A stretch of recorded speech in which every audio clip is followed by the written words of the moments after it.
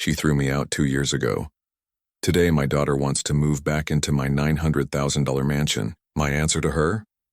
My name is George, and for most of my 68 years, I was a man of quiet contentment. My life was a testament to hard work and steadfast love.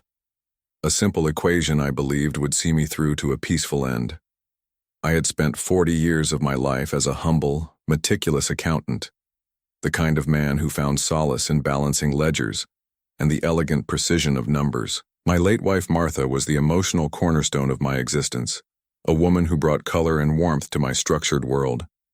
Together, we had built a life, brick by brick, in a modest 3-bedroom home in a quiet suburban neighborhood. It wasn't a mansion, not by a long shot, but it was our kingdom, filled with the echoes of laughter and the silent presence of a love that was both deep and enduring. Our world revolved around our only child, Sarah. From the moment she was born, she was the center of our universe. Martha and I sacrificed everything to give her a life we could only have dreamed of. We poured every extra dollar, every bonus, every tax refund into her college fund, a nest egg for her future. Our retirement was built on the foundation of the same discipline. We dreamed of a tranquil old age, of watching our daughter thrive, and one day, of playing with our grandchildren in a home that would always be a sanctuary. But life, I would soon learn, had a cruel sense of humor, and the person I had loved most in the world would be the one to betray me in the most profound way imaginable. Sarah grew into a beautiful, intelligent young woman. But looking back, I can see the seeds of entitlement that we, in our boundless love, had unknowingly watered. She met a man named Mark, a man whose ambition was as boundless as his lack of integrity. He was a salesman, all polished shoes and slick promises, with a disdain for anyone he deemed beneath him. That group, he made it abundantly clear, included me. He saw me as a relic, a simple man with a modest home, and a mind he believed was fading. After Martha passed away, a cruel twist of fate that left a gaping hole in my life and my heart, my health began to decline. I was lonely, I was grieving, and I was in need of help. Sarah, my only child, lived close by. I believed with the certainty of a father's love that I could count on her. The manipulation started subtly, a slow and insidious erosion of my autonomy. Mark and Sarah began managing my finances. They presented it as an act of love, a way to alleviate the burden on an old man who they claimed was becoming forgetful. I, a man whose entire career was built on financial acumen, naively agreed. I handed over my bank statements, the passwords to my online accounts, and access to my pension. For a while, the arrangement seemed to work. They paid my bills, managed my household expenses, and kept my finances in order. Or so I thought. The loans began soon after, small at first, then growing in frequency and size. A new car for Mark's business, a lavish vacation to Europe for Sarah, a down payment on their dream home. Each time, they promised to pay me back. Each time I knew with a sinking certainty that they wouldn't. The pain wasn't in the money. It was in the growing realization that their love was conditional, a transaction where I was always on the losing end. The real tipping point, the event that would forever change the course of my life, came on a cold October morning. My health had worsened, and I was struggling to care for myself. I suggested moving into a local assisted living facility, a place I had researched and believed would give me the care I needed. But Sarah, ever the master of her own narrative, had a better idea. She and Mark, having just sold their own home, needed a place to stay while their new house was being built. They proposed moving into my house, taking care of me, and saving money. It sounded like a win-win, or at least that's what they wanted me to believe. The truth was, they saw my home not as a sanctuary, but as a temporary, and most importantly, free, place to live. My life, my home, my space, all became secondary to their convenience. The day they moved in was the day my world started to fall apart. My house, filled with the warmth of Martha's memory, was invaded by their cold ambition. My savings, my hard-earned money, was used to furnish my own home with their new, expensive furniture. My home was no longer mine. I was a rapidly deteriorating guest in my own house. One evening, a wave of dizziness swept over me. I stumbled down the hallway, my body weak and my mind in a fog. I overheard Mark talking to Sarah in hushed, angry tones. "He's a burden, Sarah. We can't keep doing this. We're losing money on this place. He's a liability." My heart hammered against my ribs. Losing money? I thought. I own the house outright. The betrayal was a physical blow, a punch to the gut that left me breathless. But the final, most devastating blow came a week later. I was in the living room watching television when Sarah walked in, a clipboard in her hand. Her face was a mask of cold professionalism, devoid of the warmth I remembered from her childhood. "Dad," she began, her voice a monotone. "We've made some arrangements. You'll be moving into a new place. It's a very nice facility. They have a pool and activities." I stared at her, my mind reeling, the words, "But Sarah, this is my home," barely escaping my lips. "It's not working, Dad," she said, cutting me off with a practiced ease. "You need more care than we can give you. The doctors agree." She pointed to a forged letter from a doctor she had clearly manipulated. It was all a lie, a carefully constructed narrative to justify what they were about to do. I pleaded, I begged. I reminded her of the sacrifices I had made, of the college fund, of the unwavering support. Her response was a casual shrug, a gesture of pure indifference. "Dad, it's time you faced reality. We have our own lives to live." They sold my home for a paltry sum to Mark's business associate, claiming it was a market-driven decision. I was given a small duffel bag with a few clothes and some photographs. The rest of my possessions were packed into boxes and, as I later learned, thrown into a storage unit they never paid for. I was left in a sterile room in a dingy care facility, with no money, no home, and a broken heart. Sarah and Mark had a new life, a new beginning, financed by my broken past. They left me to rot, believing I was too old, too weak, too naive to ever do anything about it. They were wrong, so very wrong. In the sterile confines of that facility, something inside me clicked. The sorrow, the anger, the pain. It all calcified into a quiet, unyielding resolve. I wasn't just a sick old man. I was George, the man who built a successful business, who navigated complex financial transactions, who knew the legal code inside and out. I was a man who, for 70 years, had been underappreciated, underestimated, and now finally enraged. They had thrown me out like a piece of trash. They had stolen my life. They had no idea what was coming. The day after I was moved, I began to plot. My daughter had put me on the street 2 years ago, and today I got a call. She wants to move back in, to my new $900,000 mansion. My answer to her? It was going to be the most delicious moment of my life. They say a fire forges steel, but I found that betrayal, a colder and more destructive force, forged a plan. My first days in that care facility were a blur of raw grief and searing rage, a thick fog that made it hard to breathe, let alone think. I would sit for hours in a stiff-backed chair, staring at the sterile white walls, the hollow space where my life used to be. Every creak of the floorboards, every whispered word from a nurse was a reminder of what I had lost. Not just a home, but my dignity, my sense of self. Sarah and Mark had tried to erase me, to make me an inconvenient memory. They saw a frail old man, a burden to be discarded. They failed to see the mind that had built a life from nothing, the meticulous accountant who had spent 40 years building a career on foresight, precision, and an unshakable understanding of the law. They underestimated me completely, and that, I realized, was their first and most fatal mistake. As the fog began to lift, a cold, hard clarity took its place. I wasn't just a victim. I was George, a man with a mind still sharper than they could ever imagine. The time for sorrow was over.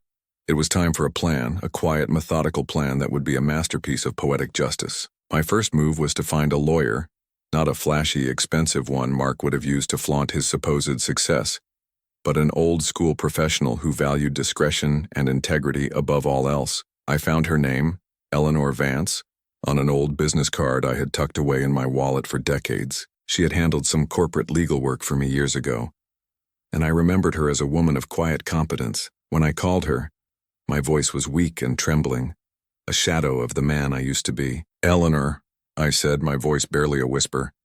"They've taken everything, but I have a plan. I need your help." She was skeptical at first, another voice on the phone with a sad story of family betrayal.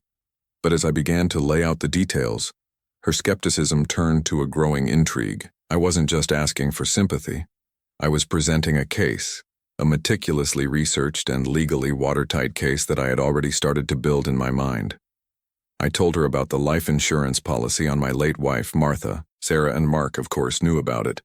They had been counting on being the sole beneficiaries, expecting a substantial payday upon my death. What they didn't know was that I had revised the policy right after Martha passed, creating a complex legal trust. I had done it quietly, a conversation with a financial advisor long before my health had even started to decline. The trust stipulated that the funds would only be released upon my death, and only to a single named beneficiary. the George Miller Foundation for the Advancement of Elderly Rights, a charity I'd secretly established. My death would not be their payday. It would be my final act of defiance, a quiet testament to Martha's legacy and a beacon of hope for other seniors who had been exploited. The funds, a staggering amount that would have fueled Sarah and Mark's lavish lifestyle for years, would instead go to help those who needed it most. Eleanor's eyes widened as I explained this. It was a plan born of both foresight and a desire for true justice, not just revenge. Next, I tackled my former home. I told Eleanor about how Sarah and Mark had sold the house for a ridiculously low price to Mark's business associate, a man named Derek. It was a clear-cut case of fraudulent intent, a quick liquidation of my assets to fill their own pockets. But there was a linchpin, a single detail that they, in their arrogance, had completely overlooked. The power of attorney they had tricked me into signing was a forgery. They had presented a falsified document to the lawyer handling the sale. The original, which I had carefully safeguarded, contained a crucial clause I had deliberately and subtly inserted. It was a simple line stating that any sale of my assets over a specific threshold, a threshold they had far exceeded, required my explicit, written consent. The document they had presented lacked this line, making the entire transaction legally invalid. The house, I learned, was now worth nearly $900,000, and Mark and Sarah were living in it, completely convinced of its ownership. While Eleanor was working on the legal side, I started my own work. I used a small amount of cash I'd hidden away, a true rainy day fund that Sarah and Mark never knew about. I bought a cheap, used laptop and spent my days in the care facility's dusty library, a ghost in a place where no one paid me any mind. I was a digital detective, a silent architect building a house of cards for my daughter and her husband. I delved into Mark's online persona, his business dealings, his flashy social media posts that reeked of unearned wealth. It didn't take long for me to find the breadcrumbs. I discovered a cryptocurrency scam, a classic Ponzi scheme that promised enormous returns but was, in reality, designed to collapse. Mark and Sarah had been funneling my money into it, and in a final act of audacity, they were leveraging my name and credit score to secure more loans for their investments. I found the names of the other victims, the details of the fraudulent company, and the digital paper trail that led directly to Sarah and Mark's shared account. I even found a copy of a fake will they had drafted, naming themselves as sole heirs to my non-existent estate. The arrogance was breathtaking. They had not only stolen my past, they were already trying to steal my future. I worked in silence, a man invisible to the world that had cast him aside. I was alone, but I wasn't lonely. I had a purpose, a quiet, unyielding mission. Eleanor's legal team was building the case. My evidence was the foundation. The fire of betrayal had hardened my heart, but it had also sharpened my mind. They thought they had left me with nothing. They hadn't realized I still had my mind, my purpose, and my plan. And soon they would find out what that meant. My revenge would be a cold, legal, and poetic masterpiece. They had discarded me, a sick old man, for a dream home they believed they deserved. They had no idea that the house they were living in was about to become their worst nightmare. The day the phone call came was a day like any other in the care facility. The sun was warm on my face as I sat on a park bench, watching the leaves rustle in the gentle spring breeze. It had been 2 years since I'd last heard Sarah's voice. 2 years since she had looked me in the eye and sentenced me to this place. I had become a different man in that time, a ghost to the world that had cast me aside. My health had improved, a strange side effect of my newfound purpose. The phone buzzed in my hand and I saw a number I didn't recognize. The screen lit up with a name I had not seen in a lifetime, Sarah. A familiar knot of dread tightened in my stomach, but it was quickly replaced by an icy calm. This was it, the moment I had been waiting for. I answered the call. "Dad, it's Sarah." Her voice, a mix of practiced cheerfulness and a brittle, forced sincerity, was a performance I knew all too well. It was the tone she used when she wanted something, a tone that had cost me everything. I said nothing, just waited. The silence on my end, a weapon I had been sharpening for 2 years. "Listen, I know it's been a while," she chirped, the sound grating on my ears, "but Mark and I were hoping to talk to you. We've been thinking about you a lot." Thinking about me? They hadn't spared a single thought for me when they were throwing me out like trash, when they were selling my home and discarding my belongings. I closed my eyes, picturing the faces of the other elderly residents, some of whom had been abandoned just like me. My resolve, which had been a quiet hum for so long, solidified into a solid, unyielding wall. "We just have some news, some really exciting news," she continued, her voice dripping with an anticipation that made my skin crawl. Mark and I are having a baby, a boy. We're naming him George after you. She was trying to pull at my heartstrings, to remind me of the family ties she had so willingly severed. She believed a name, a lie, could undo 2 years of betrayal. I felt a surge of cold fury, but I kept my voice steady, calm the way I had learned to be. That's news. My voice was a flat, unreadable tone. I know, right? And so with a baby on the way, we've been thinking a lot about family. About you. The house we're living in now, it's just so big, and with a baby we need more help. And while we realize we made a mistake, we need you, Dad. We want you to come live with us. We want to be a family again. She was inviting me to move back into my own house, a house she had stolen from me. A house she still believed was hers. She was offering me a place in the life she had built on my back. It was the perfect setup, the delicious moment I had been waiting for. I allowed myself a short, sharp burst of a laugh, a sound that must have startled her. You want me to come back? To help us with the baby? The house is so beautiful you wouldn't believe it. It's a real mansion, Dad. We got it for a great price. It's the perfect place for us to be a real family again, but I was ready. I took a deep breath and began to speak. Sarah, I said, my voice low and dangerously calm. There are a few things you should know. That beautiful mansion you're living in, it's not yours. It never was. The shock, the disbelief, the sudden dawning horror. It was all there in that single sound. What are you talking about? She asked. Her voice now a tight, frantic whisper. We bought it. It's ours. We have the title. He was a pawn in a game you were too blind to see. You and Mark used a fraudulent power of attorney, a document you thought was ironclad, but you missed a small detail, a clause I had deliberately and subtly inserted, a clause that made the entire sale null and void. I've been working with a lawyer. The sale was fraudulent. It's been 2 years since I was thrown out of my home, Sarah. But that house has never legally left my possession. That's not true. You're crazy, she screamed, her voice cracking with the strain of disbelief. We paid for it. You paid with a fraudulent loan you took out in my name. The entire transaction has been undone. You're a trespasser, Sarah. You and your husband. And the house, it's not a house anymore. It's an asset. An asset that's about to be used to settle a lot of debts. What is he talking about? What's going on? He's saying we don't own the house. I have a lot to talk to you about. Like the legal case Eleanor Vance has been building against you. For fraud, for elder abuse, for using my name and my assets to fund a Ponzi scheme. The victims? They're all waiting for a settlement. And that mansion you're living in? It's the collateral. I could hear Mark's voice, now a panicked whisper, talking to Sarah. The police. Did he call the police? I filed a civil suit. And now I want to talk to you about the one thing you care about more than anything else, your money. All of it. And by the way, Sarah, the George you're naming your baby after? I'm afraid that's a lie, too. I did a quick search of the public records. You're not pregnant. Just a last desperate attempt to manipulate me. It was a cold, calculated, and legally airtight victory. They had thrown me out. Now, with a single phone call, I had pulled the rug out from under their feet, revealing the abyss of their own making. The mansion was mine. The life I had lost was mine to reclaim, and the poetic justice of it all was just beginning to unfold. The aftermath of that phone call was pure, unadulterated chaos. The silence that followed my final words had been the calm before the storm. I could almost feel it, a shockwave of panic radiating from their mansion. After I hung up, my phone went quiet for a precious, blissful hour, a brief respite before the onslaught began. Then the incessant ringing started.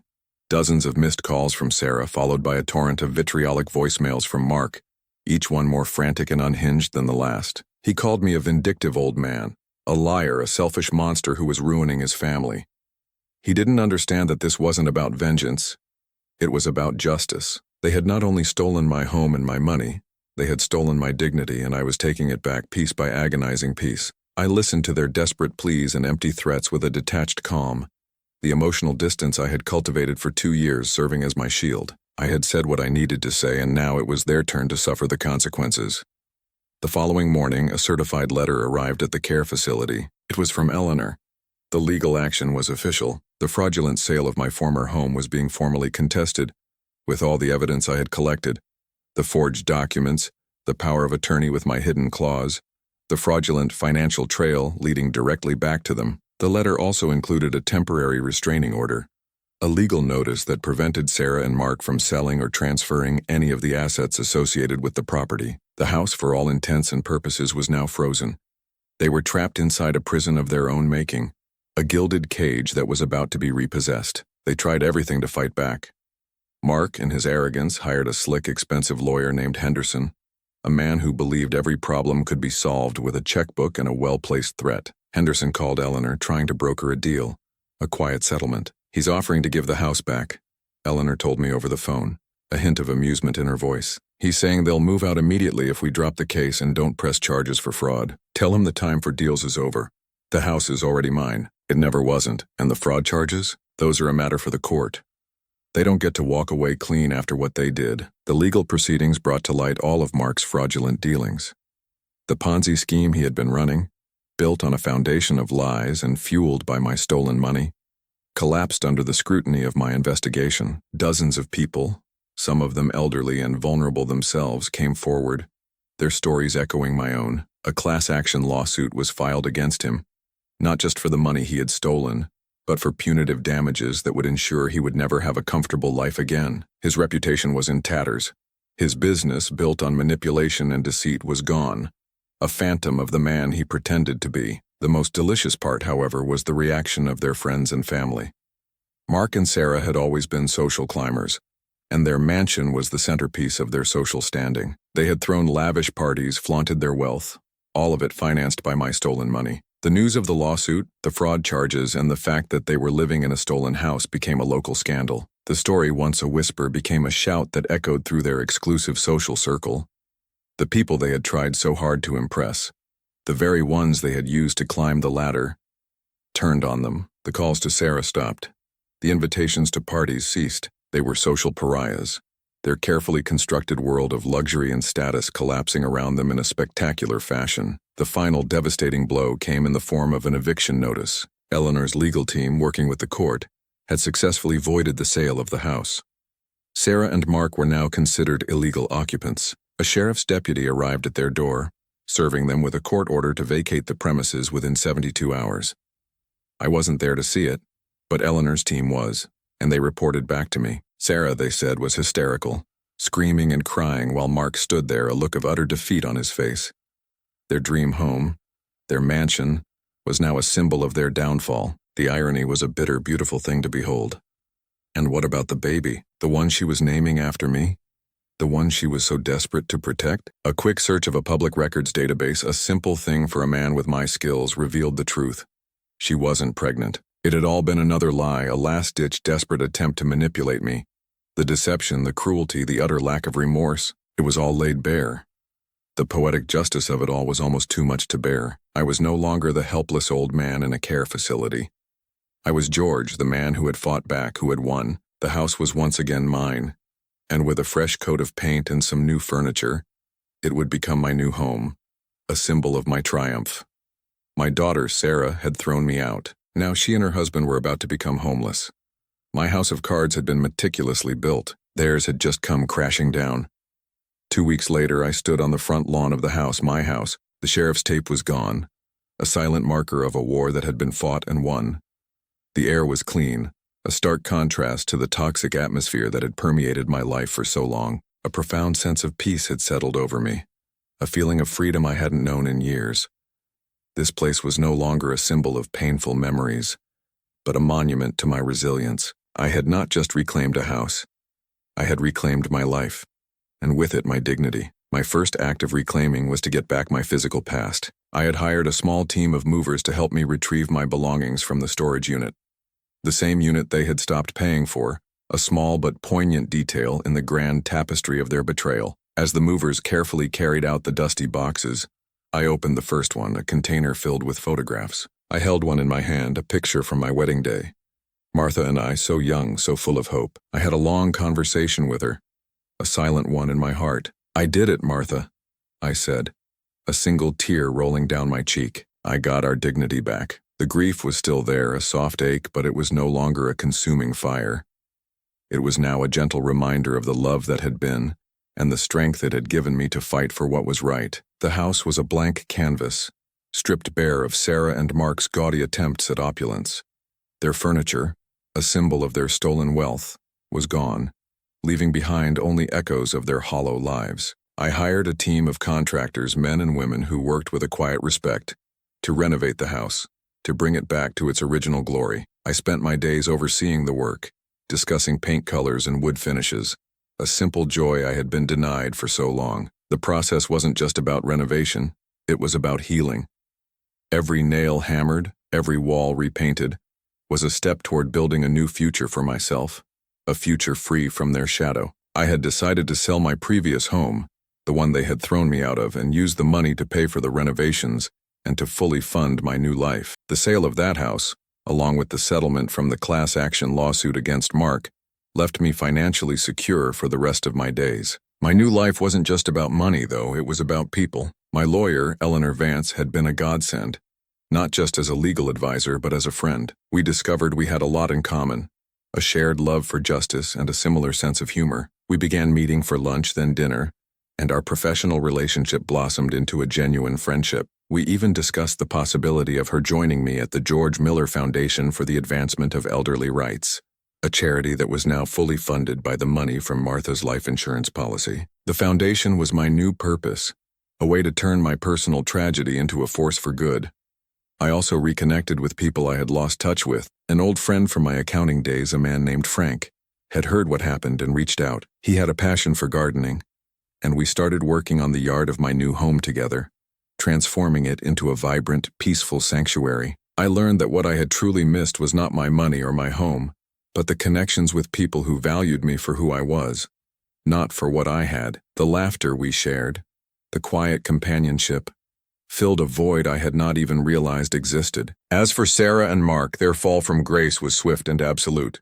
Their social standing was destroyed. Mark's business was in ruins, and he was facing multiple lawsuits and a possible investigation from federal authorities. Sarah, who had relied on his income and reputation, was now facing a harsh reality. Their savings were gone, used to pay for legal fees and to settle some of their debts.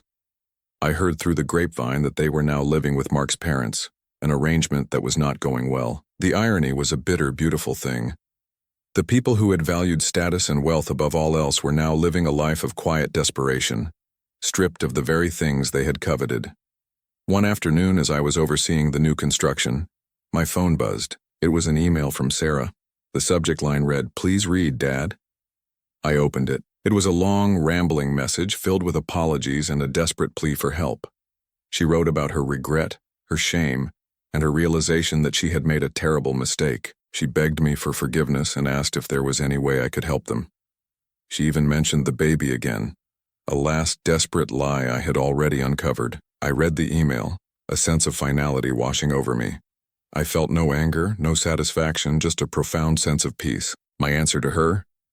It was not a phone call, not a text message, not an email. It was the simple act of deleting the email and blocking her address. The chapter of my life with Sarah and Mark was over. I had applied the justice, and now I was moving on. I walked into my new kitchen, a place filled with light and the smell of fresh wood. It was an empty space, but it was filled with the promise of a future I had fought for. My journey had been long and painful, but it had ended in a quiet, dignified victory. I had a new home, new friends, and a purpose that extended beyond myself. I was no longer a victim. I was a survivor, a man who had been underestimated and betrayed, but who had found a way to use his quiet strength to build a better life for himself. I had lost a daughter, but I had regained my life, and that I knew was the most poetic justice of all.